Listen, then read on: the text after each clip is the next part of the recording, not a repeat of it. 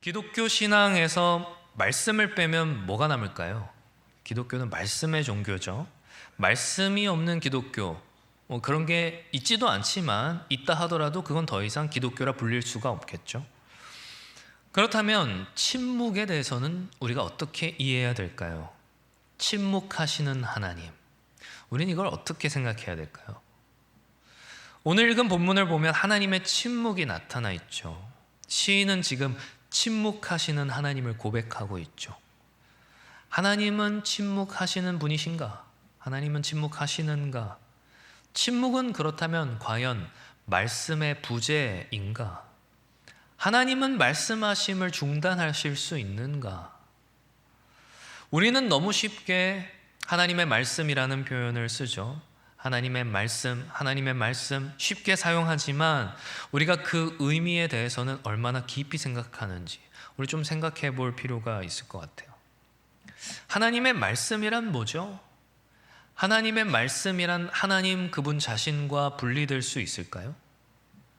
하나님이 말씀하신다라고 하는 건 하나님의 어떤 상태의 변화를 말하는 걸까요? 하나님이 말씀하신다는 것이 말씀하지 않던 상태에서 말씀하시는 상태로 어떤 변화를 의미한다면 하나님은 말씀하시는 상태가 기본일까요? 말씀하지 않으시는 상태가 기본일까요? 우리가 지난 여름 수련회에서도 하나님의 어떠하심에 대해서 깊이 생각하는 시간을 좀 가졌었는데요. 하나님은 변하시는 분인가? 우리는 거기에 뭐라고 답하죠? 하나님은 변하지 않으신다. 하나님은 불변하시는 분이세요. 하나님의 존재와 하나님의 상태와 하나님의 뜻은 결코 변하지 않으신다는 거예요. 그렇다면 우리는 우선 하나님의 말씀이라고 하는 것은 하나님께서 말씀하신다라고 하는 것은 하나님의 존재의 변화나 상태의 변화가 아니라는 것, 이건 우리가 기본적인 전제로 가지고 가야 되는 거죠. 근데 하나님은 말씀하세요. 성경은 하나님이 말씀하신다고 하죠. 그리고 그 하나님의 말씀하심은 우리가 감각하기에는 마치 하나님이 변하는 것처럼 보이죠. 무슨 말이냐면 하나님께서 말씀으로 천지 만물을 지으셨다, 창조하셨다. 이 말은 하나님의 존재 또는 상태가 변하지는 않은 것이지만 피조물된 우리의 입장에서는 하나님이 마치 변한 것처럼 무에서 유로 피조세계의 변화를 일으키신 하나님의 움직임이 있었던 것처럼 느껴진다는 거예요. 하나님의 뜻이 변화했던지 하나님의 능력이 변화했던지 하나님이 지금쯤 창조해야지 라고 갑자기 뜻이 변화되어서 천지만물을 창조한 것처럼 우리는 그렇게 느껴진다는 거죠. 하나님의 말씀이란 그 변화의 촉매 또는 그 변화 자체라고까지도 생각되죠. 그래서 우리는 가장 기본적인 전제를 둬야 되는 거예요. 하나님은 변하지 않는 분이시다. 하나님의 불변성, 이 속성을 기본적으로 염두에 두고 하나님의 말씀하심에 대해서 우리는 생각해야 되는 거죠. 그렇다면 변하지 않는 하나님의 말씀하심이란 대체 무엇인가? 하나님의 말씀이 하나님의 변화 또는 하나님의 변화의 결과가 아니라면 하나님의 말씀은 대체 뭐라고 생각해야 되는가? 그래서 우리는 하나님의 불변성에 근거해서 하나님의 말씀 역시 하나님의 속성으로 보는 거예요. 즉 하나님은 어떤 분이시다? 하나님은 말씀하시는 분이시다. 이게 하나님의 속성, 하나님 그분의 성품이라는 거예요.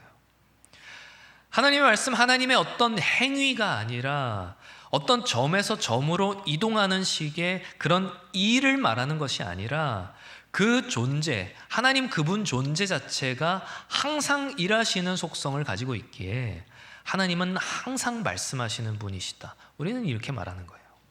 여기까지 이해가 되세요? 그래서 하나님의 말씀은 조금 더 깊이 들어가면 삼위의 위격적 특성에 기인해요. 하나님의 존재와 하나님의 속성은 분리되지 않기 때문이죠. 삼위의 위격적 특성은 어떤데요? 많은 것들이 있지만 삼위가 서로 상호 내주하시는, 말이 어렵죠? 조금 쉽게 표현하자면 성부, 성자, 성령이 관계적이신 분이라는 거죠. 그러니까 말씀하시는 하나님이라고 하는 건 결국 관계적이신 하나님을 뜻하고, 하나님의 말씀이라고 하는 건 하나님께서 관계 맺는 방식을 말하는 거예요. 여기까지 이해가 되십니까? 그러니까 우리가 생각하기에 말이라고 하는 건 결국 관계의 목적이 있는 행위예요. 우리에게 있어서는 그게 행위이고, 하나님께 있어서는 그게 존재 자체이자 속성이 되는 거죠. 우리 역시도 말로 관계를 맺잖아요. 아담은 어땠어요? 생물에게 이름을 부여함으로써, 말을 건냄으로써 생물과 관계를 맺었죠. 우리 사람들 살아가는 세상도, 이 사회도 상호 간의 대화를 통해서, 그러니까 말을 통해서 관계를 맺는단 말이에요. 우리에게 있어서 말은 관계를 맺는 도구이겠지만 하나님께 있어서 말은 도구가 아니에요. 어떤 목적을 위한 도구를 필요로 하지 않으시죠, 하나님은. 왜냐하면 하나님이 어떤 걸 원한다 하면 그대로 행하시면 되니까.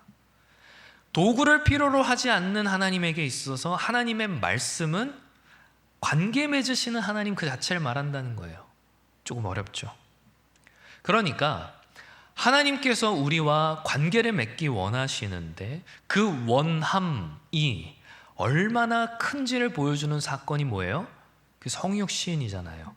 말씀이 육신이 되어 오신 사건이잖아요. 그래서 우리가 하나님의 말씀을 읽는다고 하는 건, 우리가 기독교라는 종교 생활을 함에 있어서 어떤 지침을 얻거나 어떤 신성한 지식을 얻는 것, 그것에 그치지 않고 관계적이신 하나님과 관계를 맺는, 하나님과 우리가 관계를 맺는 아주 기본적인 일이 되는 거예요. 그렇다면 우리가 이제 우리는 침묵하시는 하나님에 대해서 이제서야 이야기할 준비가 된 겁니다. 하나님의 침묵하심, 이걸 이야기하기 위해서는 하나님의 말씀하심, 하나님의 말씀하시는 하나님이 먼저 다뤄져야 되는 바로 그 이유죠. 왜냐? 하나님의 침묵은 말씀의 부재가 아니라 하나님의 말씀의 또 다른 한 표현이기 때문에 그래요. 단어와 단어 사이에 쉼이 있듯, 말과 말 사이에 여백이 있듯, 이 쉼, 이 여백은 말로 다 할 수 없는 이야기들을 채워요. 우리는 말을 통해서도 말을 하지만 침묵을 통해서도 말을 한다는 거예요. 말과 침묵, 이것이 서로 떨어져 있는 것이 아니라 말 속에 침묵이 들어가 있는 거죠. 그러니까 이건 관계가 전제되어 있다면, 하나님은 우리에게 말을 통해서 말을 걸어오시기도 하고, 또 때로는 침묵을 통해서 말을 걸어오시기도 한다는 거죠. 구체적인 말보다 침묵으로 걸어오시는 말들이 어쩌면 우리가 살아가면서 더 많을 수도 있겠다는 생각이 들어요. 하지만 아무리 깊은 관계가 있다고 하더라도 우리는 침묵이라는 말 속에서 적극적인 메시지를 발견하는 건 쉬운 일이 아니죠. 실제로 우리 인간관계에서도 그렇죠. 침묵이 주는 메시지, 이거는 때로는 오해되기도 하고 왜곡되기도 하고 비틀리기도 하는, 그래서 어떤 갈등을 낳기도 하는 그런 요소가 되곤 하죠. 하나님의 침묵도 그러했어요. 성경에 나오는 많은 인물들에게 그러했어요. 어떤 이들에게 있어서 하나님의 침묵은 하나님의 심판으로 여겨지기도 했고, 하나님께로부터 버림받음으로 여겨지기도 했고, 하나님의 외면하심으로 읽히기도 했어요. 침묵하시는 하나님, 이건 하나님과 관계가 끊어지는 그런 깊은 고통으로 여겨졌죠.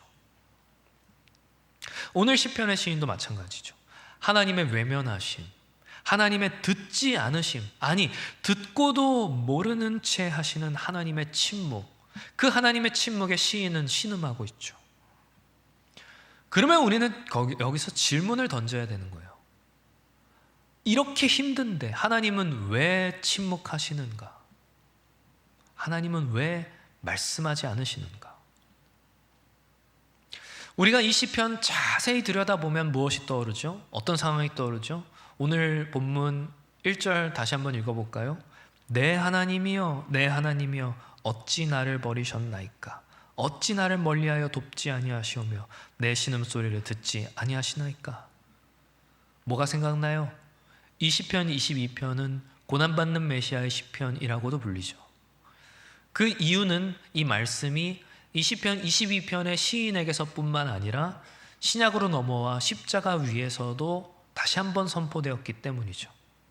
마태복음 27장 46절 보면 제9시쯤에 예수께서 크게 소리질러 이르되 엘리 엘리 라마 사박다니 하시니 이는 곧 나의 하나님 나의 하나님 어찌하여 나를 버리셨나이까 하는 뜻이라.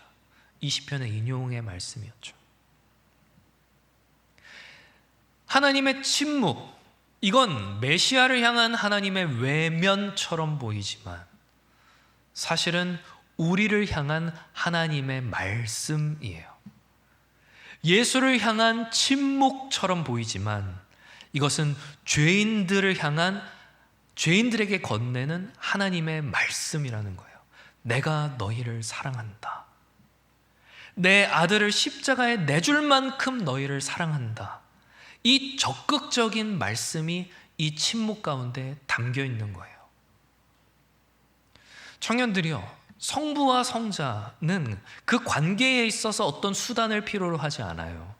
그러니까 성자께서 이 말을 하지 않으면 성부와 소통할 수 없는 그런 관계가 아니라는 거예요. 우리와 다르죠. 그럼에도 불구하고 주님 말씀하세요. 뭐라고? 나의 하나님 어찌하여 나를 버리셨나이까? 그러니까 사실 이 말은 성자가 성부께 말을 건네는 것처럼 보이지만 사실은 우리를 향한 삼위일체 하나님의 말씀이시죠. 성삼위일체 하나님께서 우리에게 말씀하시는 거죠. 내가 너희를 사랑한다. 우리는 성부의 침묵 가운데에서 이 하나님의 말씀을 듣는 거예요. 우리 주님께서 세례 요한에게 세례를 받으실 때, 공생의 시작의 때에 하나님께서 하늘로부터 말씀하셨죠. 이는 내 사랑하는 아들이요 내 기뻐하는 자라. 이 공생의 시작에서 하늘을 열고 말씀하신 하나님께서 공생의 끝에서는 침묵을 통해 말씀하시는 거예요. 이는 내 사랑하는 아들이요 내 기뻐하는 자라. 그 사랑하는 아들을 십자가에 내줄 만큼 내가 너희를 사랑한다.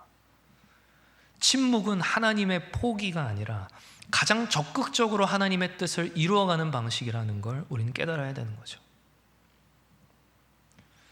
성경에서 침묵이라고 하면 가장 먼저 생각나는 장소가 있다면, 침묵의 대명사인 장소가 있다면 아마도 그곳은 광야일 겁니다. 광야는 성경에서 아주 특별한 장소죠. 성경은 광야를 이렇게 설명하네요. 예레미야 2장 6절 보니까 사막과 구덩이 땅, 건조하고 사망에 그늘진 땅, 사람이 다니지도 않고 살지도 않는 땅, 그 땅, 광야를 통과할 때에 하나님이 함께 하셨다. 이렇게 예레미야 얘기해요. 예레미야는 그 하나님을, 광야를 통과하는 동안 함께 하셨던 하나님을 너희는 왜 찾지 않느냐, 이렇게 유다 백성들을 지금 책망하고 있는 거니까요. 그럼 이게 무슨 말이에요? 광야, 그 침묵의 땅에 하나님께서 어떻게 하셨다는 거예요? 하나님이 야 너네 광야 내가 힘들어서 못 가겠다, 너네 혼자 가라, 이렇게 하셨다는 거예요? 아니죠. 이스라엘과 유다 백성과 함께 하셨다는 말이죠. 광야는 철저하게 세상으로부터 단절된 장소예요. 고독의 장소죠. 철저하게 분리된 하나님과 단독자의 공간이죠. 광야는 현실의 고통 가운데에서 하나님의 부재를 부르짖는 곳이 되기도 하지만, 그렇게 하나님께 울부짖고 토로하는 곳이기도 하지만, 어떠한 도움도 의지하지 않고 오직 하나님만 찾고 구하며 나아가는 아주 은밀한 교제의 공간이기도 했어요. 이 역설은 우리에게 침묵이 말씀이 되는 그 역설을 설명하죠. 광야는 아주 고요해요. 그리고 광야는 동시에 아주 위험해요. 모든 것이 위협으로 다가올 수 있기 때문에 광야에선 늘 예민하게 그 감각을 깨워놓고 있어야 돼요. 광야에선 무엇을 보고 무엇을 듣고 무엇을 먹는지가 생존과 직결돼요. 독사를 순간이라도 놓치면 그 씩씩거리는 뱀소리를 듣지 못하면 언제든지 물려 죽을 수 있는 곳이 광야라는 거예요. 그 광야의 시간 속에서 우리의 영적인 감각은 빚어지게 되는 겁니다. 그 고요, 그 침묵 가운데에서 우리는 경청을 배우는 거죠. 보지 못하던 것을 보게 되는 곳, 듣지 못하던 것을 듣게 되는 곳, 광야의 침묵은 우리로 하여금 더 잘 듣게 되는, 더 깊이 듣게 되는 훈련의 장소가 되는 겁니다. 그래서 뿐만 아니라 하나님과 더 깊은 교제까지 나아가는 필수적인 과정이라고 할 수 있는 게 어찌 보면 광야죠. 그래서 참 재미있는 것은 광야라고 하는 히브리어 단어가 미드바르인데, 미드바르라고 하는 단어가 어디서 나왔냐면 다바르라고 하는 단어에서 나왔어요. 다바르가 뭔지 아십니까? 말씀이에요. 아이러니하죠. 가장 고요한 곳, 가장 침묵한 곳, 그 광야가 말씀의 어원을 두고 있다고요. 침묵의 장소가 말씀에서 나왔어요. 그래서 침묵이라고 하는 건, 하나님의 침묵이라고 하는 건 결국 하나님의 말씀을 듣는, 평소보다 훨씬 더 세밀하게 하나님의 음성을 듣는 순간이 돼요. 열왕기상 19장 보니까 산을 가르고 바위를 부수는 크고 강한 바람, 그리고 바람 후에 지진, 그 지진 가운데에서도 들을 수 없고 지진 후에 있는 불 가운데에서도 들을 수 없던, 그런데 그 이후에, 그 불 이후에 침묵 가운데서 들리는 세미한 음성, 침묵이 말이 되는 순간이죠. 그래서 우리에게 있어서 침묵을 해석한다는 건 선명한 말을 해석하는 것보다 훨씬 더 다층적이고 복합적인 수고가 필요해요. 예수 그리스도께서 십자가 위에서 고개를 꺾으시며 침묵하셨을 때 그 침묵의 의미가 비통함에 가려서 보이지 않았잖아요. 사람들은 그 의미를 발견하지 못하고 그냥 비통에 찼었죠. 근데 그 사흘의 침묵은 결국 인류의 운명을 바꾸었어요. 침묵에는 메시지가 있어요. 하나님의 침묵하심에는 이유와 목적이 있어요. 그렇기 때문에 모든 그리스도인들은 침묵을 통해서 하나님과 소통하는 법을 반드시 알아야 하는 겁니다. 하나님 침묵하시네. 그 침묵의 자리를 벗어나는 것보다 더 중요한 게 침묵하시는 하나님의 세밀한 음성을 듣는 거예요. 귀를 기울이는 거예요. 하나님의 침묵 가운데에서 하나님의 뜻을 발견하는 거죠. 어려워요. 어려운 일이죠. 어쩌면 우리는 너무나도 소란스러운 우리의 일상으로 인해서 하나님과의 관계를 방해받고 있는지 몰라요. 끊임없이 하나님 앞에 막 쏟아내고 토해놓지 않으면 열정을 발휘할 줄 모르고,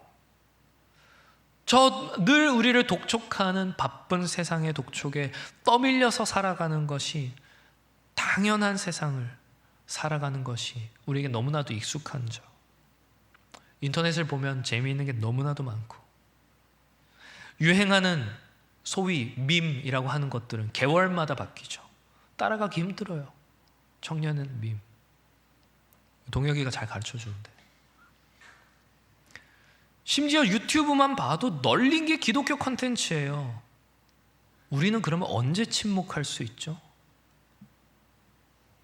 휴대폰을 놓지 않고는 살아갈 수 없는 이 세상에서 우리는 언제 침묵을 부여잡죠?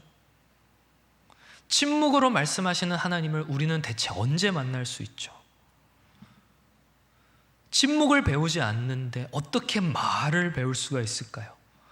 침묵으로 말하는 법을 모르는데 어떻게 우리 말에 진리를 담아낼 수 있을까요? 멈추는 법을 모르는데 어떻게 나아갈 수 있을까요? 광야가 없는데 어떻게 낙원이 있을 수 있을까요? 광야를 지나치지 않는 낙원은 낙원이 아니라 애굽일 뿐이죠. 애굽을 추억하는 이스라엘과 우리가 다른 점이 무엇일까요? 사랑하는 청년들이여, 우리는 침묵을 배워야 됩니다. 하나님께서 여러분에게 침묵하시는 시간, 그 시간 속에서 다른 것에 귀를 기울이는 것이 아니라 우리의 입술 역시도 굳게 닫고 하나님의 소리에 귀를 기울이는 법을 우리는 배워야 돼요. 생각해 보세요. 정말 이루 말할 수 없는 큰 아픔을 당한 이에게 줄 수 있는 가장 큰 위로는 침묵이죠. 어설픈 위로는 침묵만도 못하다는 걸, 아니 무관심만도 못하다는 걸 우리는 어떤 식으로든 겪어봤을 거예요. 누군가 여러분에게 하는 어설픈 위로에 오히려 마음이 더 무너졌던 경우도 여러분들 한 번쯤은 있을지 몰라요. 하나님의 침묵은 우리를 향한 외면이 아니에요. 우리를 향한 가장 적극적인 하나님의 위로의 방식이에요. 하나님은 우리의 인생을 향해 끊임없이 말씀하세요. 변함없이 말씀하세요. 하지만 그 하나님의 말씀에는 분명한 띄어쓰기가 있어요. 우리의 인생에 허락된 띄어쓰기는 하나님의 말씀이 끊어지는 것이 아니라 연결되는 것이라는 사실을 우리는 반드시 기억해야 하는 거죠. 항상 변함없이 늘 말씀하시는 그 말씀의 연결이 띄어쓰기라는 거예요. 우리의 침묵은 소극적인 상태를 의미하거나 혹은 수동적인 정지 상태인 경우가 많아요. 어떤 적극성의 부재로 인한 번아웃 혹은 자발성의 결핍, 결여된 그런 상태인 경우가, 그게 침묵인 경우가 우리에게는 많다는 거예요. 그렇지 않아요. 하나님을 향한 우리의 침묵은 오직 하나님만을 기다리는 가장 적극적인 상태여야 돼요.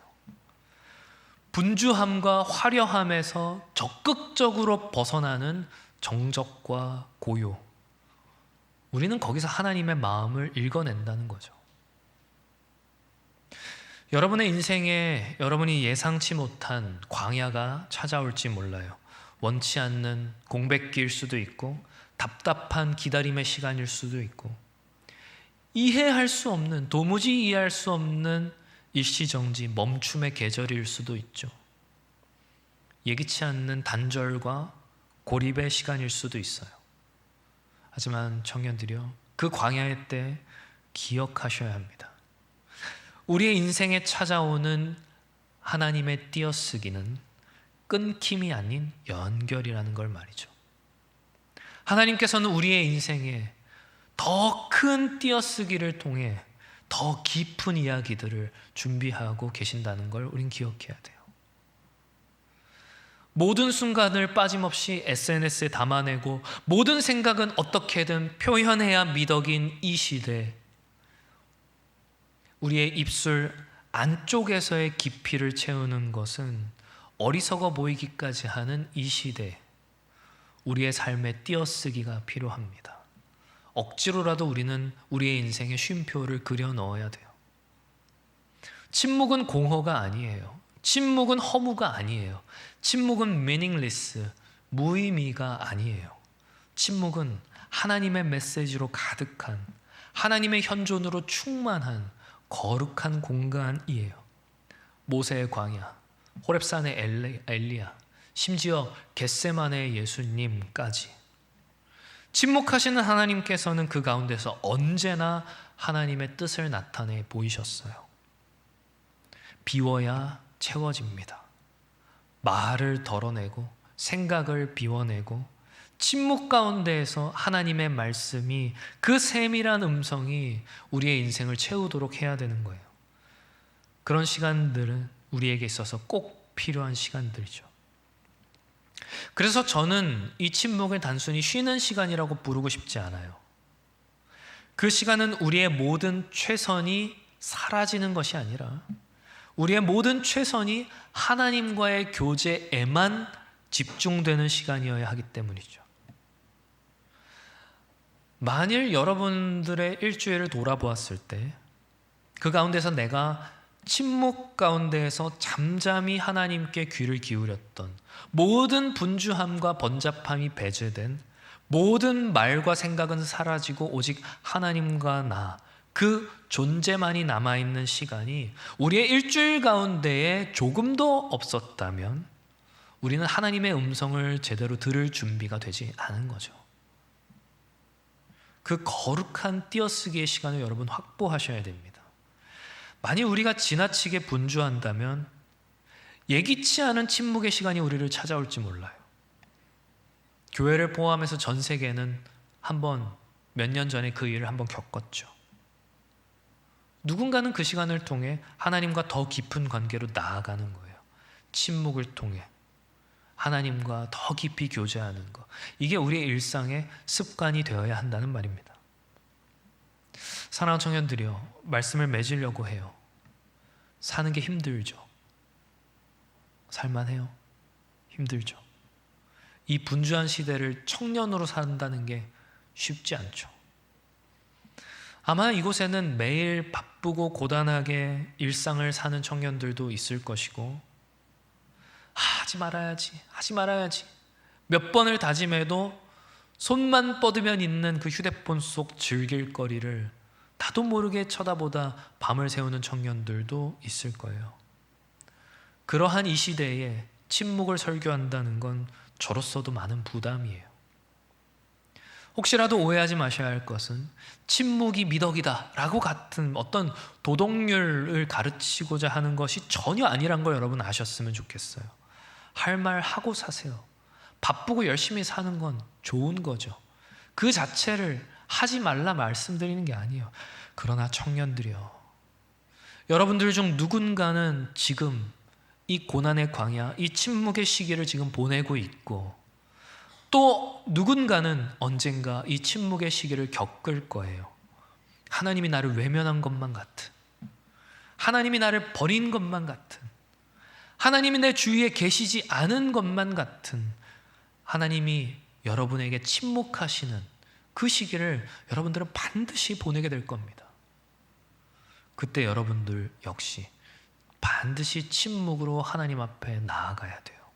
하나님의 세밀한 음성을 듣는 경청으로 나아가야 돼요. 그러기 위해서 여러분의 일상에서 침묵을 훈련하셔야 되는 겁니다. 침묵으로 하나님 앞에 나아가는 기도의 활성화가 되어 있어야 되는 거예요. 부르짖는 기도, 쏟아내는 기도 필요하죠. 하지만 침묵의 기도는 우리의 입술이 아닌 귀로 드리는 기도예요. 귀로 드리는 기도예요. 우리의 영혼의 귀가 하나님께 활짝 열리는 기도, 그 기도가 침묵의 기도예요. 이 기도가 이 시대에 주의 청년들에게 회복되기를 소망합니다. 사랑하는 청년들이여, 부디 바라옵기는 여러분의 인생에 주어지는 그 띄어쓰기의 시간, 그 시간 속에서 하나님의 침묵의 소리를 들을 수 있는 그런 저 여러분들 다 되시기를 주님의 이름으로 축원합니다.